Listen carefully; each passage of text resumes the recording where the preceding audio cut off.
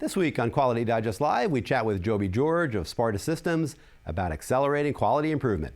That and more when we come back.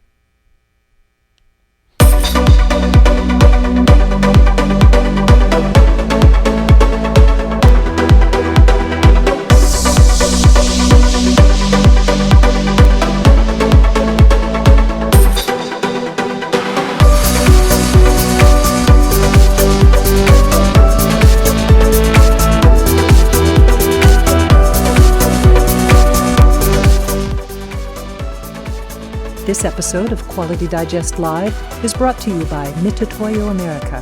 Whatever your metrology challenges, Mitutoyo supports you from start to finish. Welcome back to Quality Digest Live for October 28th, 2016. QDL is your weekly look at who and what is making the news in the world of quality. I'm Mike Richmond, publisher of Quality Digest, and as you may have noticed, my co-host, your normal buddy and mine, Dirk Ducharme, is taking a very well-deserved day off today. So Dirk, hopefully you're watching somewhere with an adult beverage in hand and checking out this episode of Quality Digest Live. All right, well, we're going to kick off the show this week with a piece on the importance and the payback as well of weighing sustainability as a key metric of overall performance excellence. We know sustainability is well regarded, not only by internal organizations, but by their customers as well. So the world's largest companies seeing financial performances align with social responsibility. That's the name of the article, which came to us from the Conference Board. Now, they're an international association devoted to researching solutions that work for the public good while also driving organizational excellence. We linked out to the article in Tuesday's issue of Quality Digest Daily a couple days ago. Now, the article presents findings from a recent Conference Board report, which was done in conjunction with the Committee Encouraging Corporate Philanthropy. This organization is better known by its acronym CECP, and it's a coalition of more than 200 of the world's largest companies, and they have a combined annual revenue exceeding $7 trillion. That's with a T, $7 trillion. So when I say these are 200 of the world's largest companies, that really is. I think it averages about $300 billion per company in annual revenue. So the report that the Conference Board and CECP produced was titled Giving in Numbers. And it had several key findings that I think are pretty important. I want to kind of point them out to you here and show them to you and talk about it. First is that business performance is tied to social responsibility. Companies that increase their philanthropic giving also saw increases in revenues and pre-tax profits. So it's good for the company, good for growth of the company, good for the customers too.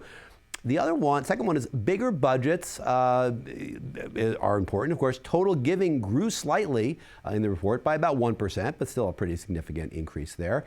The elevation of roles and responsibilities is the third of these. So-called corporate giving teams are expanding with full-time equivalents, FTEs, rising by 3%. In addition, those occupying these roles are reporting closer alignment with top management. So top management expressing a lot of interest in this topic. The fourth point that they pointed out in the study, employees and customers are seeking out new ways to give back through their company and the brand. More employees, 33% versus just 28% a couple of years ago, are participating in the company's philanthropic efforts, and half of those organizations saw building trust with customers as a key goal of these programs and saw this as a benchmark of success for their community investments. Now, all this ties in nicely with an initiative. We're going to do a little plug for ourselves here at Quality Digest. It ties in nicely with an initiative that we're launching here at QD this holiday season, in which we're going to be shining a light on the quality community and telling the stories of the many companies and people within it who've made a difference. And that means working smarter. Of course, it means improving outcomes. It means giving back. The pieces that we'll be publishing are going to talk about things like reducing carbon emissions or incentivizing your employees to eat healthier or sharing best practices with your suppliers. We've started doing our part by implementing an Andon visual alert system to let our entire office know when someone turns on the AC. It saved us a heck of a lot of energy costs already this summer, so we're going to continue doing that through the year. Well, as the Conference Board and CECP's survey shows, giving back isn't just good for the planet, it's good for the bottom line too. So if you have some really great give back stories that you'd like to share, I encourage you to write us at QDL@qualitydigest.com and tell us all about them. Again, we're going to try to publish those stories here in December, the holiday season, talking about giving back and good works that we're doing, that you're doing, we want to share with our audience. So make sure you check us out. And again, at QDL@qualitydigest.com, send us an email and tell us all about it. Okay. Well, do you have difficulty managing quality and quality related data, both within your organization and across the supply chain? If you answered yes to that question, well, first of all, know that you're not alone. Second, you'll want to perk up for this upcoming interview and a webinar that we're presenting next week on this very topic. Now, many organizations, especially smaller companies, still manage their quality systems through spreadsheets or even pen and paper systems. But Enterprise Quality Management Solutions, or EQMS, offer centralized, standardized, and automated approaches to ensure that projects are completed, documents are managed, suppliers are overseen, and a lot more. Our guest on today's show has some good practical advice on these matters, and he'll be presenting them, as I mentioned, in a webinar hosted by my absent partner, Dirk Ducharme, this coming Tuesday, November 1st at 2 p.m. Eastern, 11 a.m. Pacific. You see it right there. The name of the webinar is 3 Steps to Accelerate Quality Management, and the presenter, Joby George of Sparta Systems, is here to tell us all about it. Now, well, Joby, welcome back to the show. Hey, Mike. Good to be back. Thanks. And those of you in the audience, you might know we have a little delay here. We have some minor Skype problems here. So, Joby, if we lose you, Joby, we'll call you back on the phone most likely. Those of you out there in the audience, just stick with us. If we do lose Joby, we'll get him right back. Well, Joby, we recently published an article from you on this very topic titled, "Don't Let Ineffective Quality Management Drag You Down." So how can these manual and legacy systems drag you down? How can they hurt you? Sure. So as you know, with manual and legacy systems, it's very difficult for a manufacturer to adapt to changes in technologies, changes due to competitive nature, changes due to company strategy, and so forth. Paper-based quality processes are not sustainable. People know that nowadays as a company grows and mature. And legacy homegrown systems can eventually become very painful to maintain, update, and keep in compliance. You're always updating patches, always doing validation, and so forth. So as we all know, the industry is changing. It's changing year to year. Technology is changing year to year. Companies have to be innovative to stay competitive. For example, Blockbuster isn't around. We all know what happened to Blockbuster when Netflix came out. BlackBerry isn't around much longer. Apple provided a very innovative solution that addressed the same need and more. Just as far as systems, we're applying the same principles to quality management. Regulations have fairly stayed the same since the early 90s and early 2000s. However, technology and business applications are changing. Companies are looking to reduce cost, and often IT applications and legacy on-premise applications are the first ones to have their budget cut. So companies that are looking to move to a cloud-based solution, not only does this reduce labor costs, but also reduces licensing costs, IT costs, and infrastructure costs. In addition, legacy applications can feel very outdated. We're all used to using consumer applications in our daily lives. There's a lot of social apps on our phone that look very modern, very easy to use, and so forth. And users are hoping that business applications have the same look and feel, same ease of use, and so forth. So marrying the two, cost and user experience, we can see how legacy and old school manual applications are becoming the dinosaurs of enterprise software.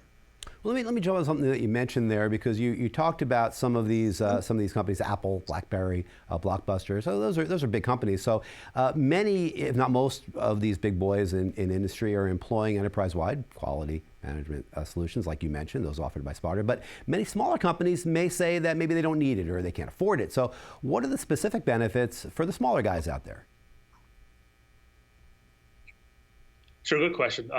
So smaller companies are often very nimbler and they're more agile.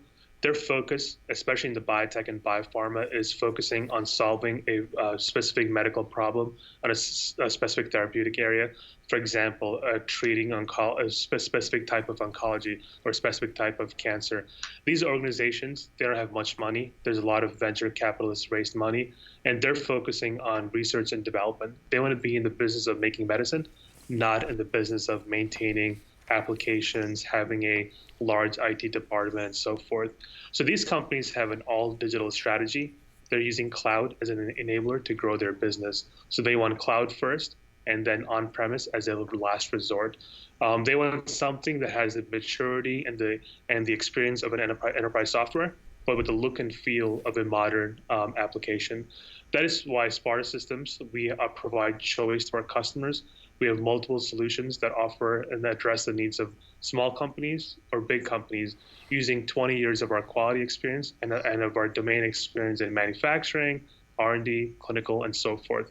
And we've taken all our experience and provided into a very small, nimble, out-of-the-box package that these companies can adopt very quickly. So like I explained to people, it has the maturity and the experience of TrackWise, but in a smaller, lighter package. Now, your article mentioned a Gartner study that talks about how, you just mentioned it, cloud computing is unlocking benefits for big companies that want to better manage quality. So what are those benefits and why are they so important? Sure. So there's three categories of benefits to using a cloud application or moving towards a cloud strategy. One is a lower total cost of ownership. We all know that we all use Gmail or social apps on our phone every day, but there's no cost to it, right? We don't have servers in our home that run our emails or run our consumer applications. So for companies, offloading all that cost to a mature company saves a lot of money for them.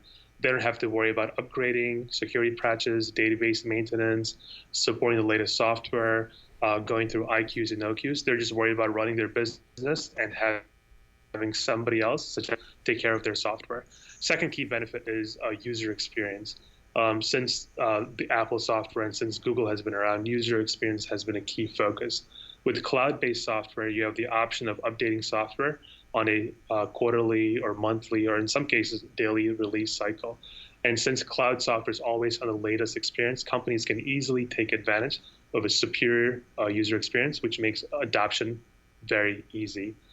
Users, again, are used to using consumer software in their personal lives, and they want that translated to business applications so that they can adopt it very quickly without going through a very extensive training process. Lastly, one of the benefits of cloud software is out-of-the-box processes.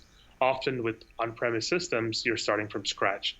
You're going through a lengthy requirements process where 6 months of people are just gathering requirements, 6 months of configuration, 6 months of testing, and so forth.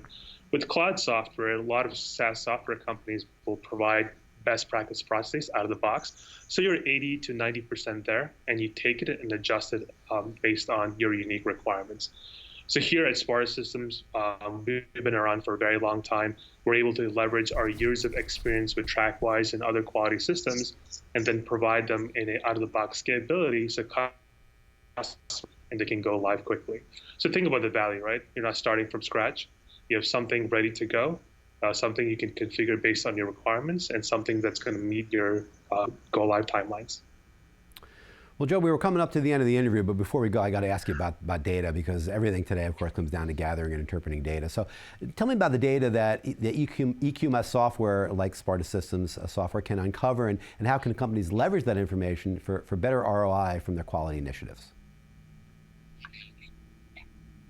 Sure. So that's a great question. And here at Sparta, we've been helping our customers, both on-premise and our cloud-based customers, analyze their quality data and get to the facts about how their quality management solution is being used across all manufacturing sites, processes, and job functions. For example, what if a manufacturer could know that they're capturing quality issues early, or they've reduced the number of quality records that are lying dormant? What if they could measure how each department is doing or how each site is doing? That's a lot of insight that's available within a QMS. So think of data as like the raw material within your quality system, but reporting and analytics is refining the raw material and having something more of a finished good and ready to go. So the challenge here is capturing the right data and ensuring that you have tools to take advantage of it. So you also need a partner and a solution that will grow with you with your IT and quality initiatives. And cloud solutions are becoming part of a customer's long-term and short-term quality management strategy. So previously on-premise software, you need to ensure your servers were capable of crunching all the data, of scheduling data, of running metrics on a daily basis. With cloud solutions, all that heavy lifting is done on a scalable, powerful cloud-based platform such as Amazon Web Services that provides value to you without you even realizing it. For example, the ability to calculate who's delayed, who's always overdue, who's always on time within seconds versus days or weeks, as is traditional with enterprise software. So here at Smart Systems, we're focused on helping our customers with their long-term and short-term goals in terms of their ensuring that their company strategy is met for cloud-based solutions. Well, Joby George, thanks for joining us today on the show. We should remind everybody out there we have a webinar with you. You and Dirk are doing, again, this coming Tuesday, November 1st at 2 p.m. Eastern Time, 11 a.m. Pacific. That's 3 steps to accelerate quality management. There it is right there, live webinar on Tuesday, November 1st. Again, 11 a.m. Pacific, 2 p.m. Eastern with Joby and Dirk. And there'll be an email in your inbox.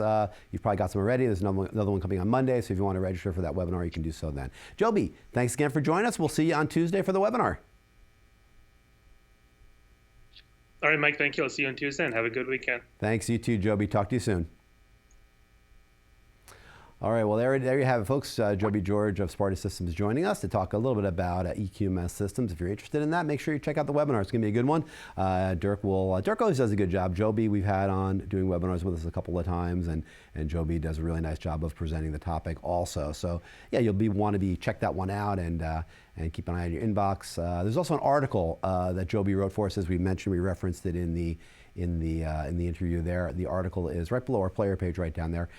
You can check that out and you can register right in the article. There's a little link at the bottom of that article talking about the webinar on Tuesday as well. All right, well, moving on now. We've been talking a lot on the show today, as we normally do, about the strategic side of quality, which always involves the very upper echelons of management. We were talking, of course, just right there about EQMS software and how you manage suppliers and internal quality processes. We were talking earlier about sustainability and good works and what that means and how management works with that. So keeping right in tune, right in touch with those themes is another piece that we published recently called The Value Lurking in Your Leadership Unconscious. There it is right there. And it was written by Roger Lehman and Eric Van de Loo of INSEAD. And INSEAD is an international and very well-renowned business school. And we frequently run content from the INSEAD Knowledge blog. And this particular piece appeared in yesterday's issue of Quality Digest Daily, yesterday, October 27th. And again, you can read it right below the player page right down there. It's a really, really interesting piece. A little different perspective than what we normally publish, a little more touchy-feely, a little more psychological, but I thought it was really interesting and I wanted to present it to you. So what exactly are Lehman and Van de Loo talking about here? Well, the clue is in their use of the term unconscious in the title. Now, this is obviously a psychological and actually it's also rather philosophical discussion of how leaders and teams can get to the real reason why they may be having problems with the issues that are inevitably going to crop up in the course of doing business. I mean, we always have problems, right? But the deal is, can you figure out why you're having problems and get through them? Well, Lehman and Van de Loo point out that the answers to these issues are very often inaccessible through an intellectual discussion. To get to the heart of the matter, one needs to delve into the emotional responses that people may have to a particular situation. It makes a lot of sense. I mean, you can only get so far by taking an intellectual approach to a particular problem. You have to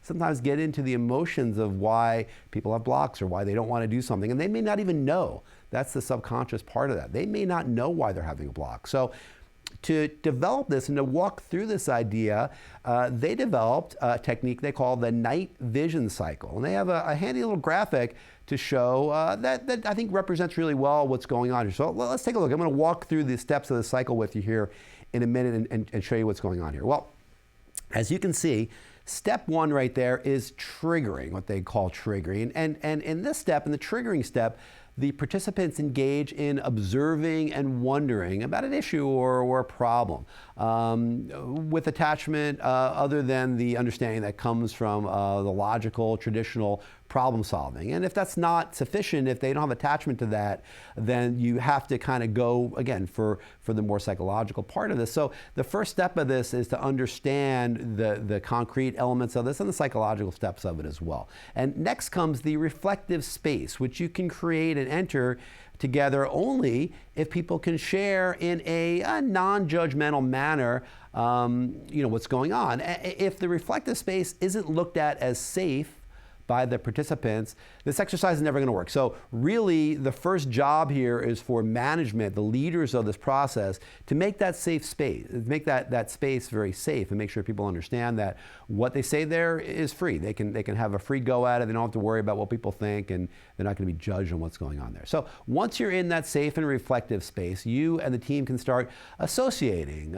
Step 3 right there, calling to mind things that they think of when contemplating the situation at hand. And that can really be anything. It can be a picture, it can be a movie, it can be a song, it can be an emotion, it can be a color, it can be anything that they associate, again, free association, that they're thinking about when they think about the problem or the solution that they're facing. But again, you have to remember not to judge. The leader's got to protect and maintain the non-judgmental space and let those ideas come to fruition, come to the group in real time, and let them kind of just spit them out without any kind of judgment. At that point, you come to the next step, step 4, which is known as spiking, which isn't really a very iterative title, but in this context, it means connecting some of the associations that were just collected to the issue at hand. And this is what they call the bridge between the unconscious and the reality of the thing you're gathered there to address. So you're connecting those thoughts, those outputs that you gathered in that free association phase to what's actually going on. You try to start making some connections. And the final 2 steps really link that up. You have patterning, again, and linking. And in those steps, what happens is the team starts to visualize the patterns in their associations that might be, worth further exploration. These patterns are then linked to additional options for intervention, both for the problem at hand and different ones that might crop up in the future, so as to facilitate more rapid intervention. So you're trying to really, as you can see from that, it's a circle. You're trying to connect that circle, square that circle, as they say, and you're trying to make sure that you are doing everything you can to bring it back to home. So at the end of that, you want to make sure that what you've learned you can apply maybe to other problems you may have, because you're going to have problems, of course, coming up with teams and with organizations, of course, going forward ongoingly. Well, the example they use, I thought, was a really interesting one. They use the example of a bank merger where trust between the 2 parties that were proposing a merger was really lacking, and the parties couldn't intellectually get to the heart of what was going on. Well, the night vision cycle exercise uncovered a subconscious analogy of courtship. That came up a lot in the participants, this idea of dating. One of the parties felt strongly that the other one wasn't really willing to commit, i.e. they were still kind of casting around for a better, more attractive mate. To extend the analogy a little bit, surfacing this fear and confronting the issue actually caused the merger to fall apart. The marriage didn't happen. They kind of left each other. But in the long run, it saved everyone involved a lot of time and money and heartache. So they knew that there was a problem, but it wasn't until they surfaced this idea of courtship, of a failed courtship, of feeling spurned by the other, that they got to the heart of what was going on here, and they decided to part ways, but they parted ways for the right reasons, which I think is a good takeaway here. Well, when I read this article, I thought of something that maybe some of you thought about too, if and when you read it. A technique called TRIZ, T-R-I-Z, which is the theory of inventive problem solving. It's a Russian technique in which a team which might be stuck on a design issue, that design teams very often engineering teams use TRIZ, but they'll look for an analogous but not necessarily exactly similar problem from some other industry, and they'll try to see how the lessons learned from one can be applied. It's similar to that connection forming subconscious exercise that I found. Of course, it's not as emotional, it's more practical, it's more engineering based, but it's the idea of taking something from outside your conscious understanding and applying it to what's going on now. I thought that was very interesting to me. The other takeaway I had is that work is an intellectual exercise to a large extent, but we can't ever underestimate, I think, the emotional side of this as well. I mean, if things aren't going well for a company or a team, there's likely not just a rational explanation. Someone somewhere probably has a block with what you're trying to accomplish, an emotional block. And the night vision cycle, it's a really interesting tool to help you uncover what's really going on and help people come to grips with the real issues that might be holding you back. So check that one out. It's a really good idea, I think. And if you're right now maybe grappling with an issue like this, an issue that you can't quite get your arms around, you know something's wrong, you don't know why, check out this article and try the night vision cycle and see if that helps you, again, kind of surface some of the issues that maybe you're not that aware of that will help you maybe get through that block and achieve the goals that you want. We're going to close the show now. We're getting close to the close of the show. We're going to almost end with an inspirational and some might say an aspirational tweet of the week. We're going to present it to you right now. And this one comes to us from the North Face, which is the sports gear company. And they tweet, time and time again, the unthinkable has become the new normal. And yeah, you can see that woman there struggling with the unthinkable, trying to make it normal. Well, yes, just when you think you can't climb another mountain, even if it's just another mountain of work, paperwork, remember that nothing is impossible. Hey, I did today's show on my own without Dirk, steady guidance. So there you go. Proves anybody can do anything, right? Well, for more great tweets on management, standards, quality, and doing the unthinkable, be sure to check us out on Twitter. As always, on Twitter, Quality Digest. Well, that is our show for this week. But before we go, we want to thank our sponsor. Mitutoyo Corporation is the world's largest provider of measurement and inspection solutions, offering the most complete selection of machines, sensors, systems, and services with a line encompassing CMMs, vision, form, and finish measuring machines, as well as precision tools and instruments and metrology data management software. Mitutoyo's nationwide network of metrology centers and support operations provides application, calibration, service repair, and educational programs to ensure that their more than 6,000 metrology products will deliver measurement solutions for their customers. For more information, visit mitutoyo.com or click on the banner ad just to the right of this video player screen. Well, that's our show. Again, thank you all for joining us. Thank you, Joby George of Sparta Systems, for joining us, interviewing, telling us a little bit about quality management. Don't forget, the webinar that Joby is presenting along with Dirk is coming up this Tuesday, November 1st. Again, that's 2 p.m. Eastern, 11 a.m. Pacific. You can register in Joby's article right below the player page, or you can keep an eye out for your email to see about that. And Joby was just on the show, so you heard from him, and you know that he knows what he's talking about. So be sure to check that one out on Tuesday. But of course, on Monday is Halloween, so happy Halloween to all of you out there. Have a great, safe holiday. Have a great weekend. And we'll see you back with Dirk next week on Quality Digest Live. So have a great weekend. We'll see you then.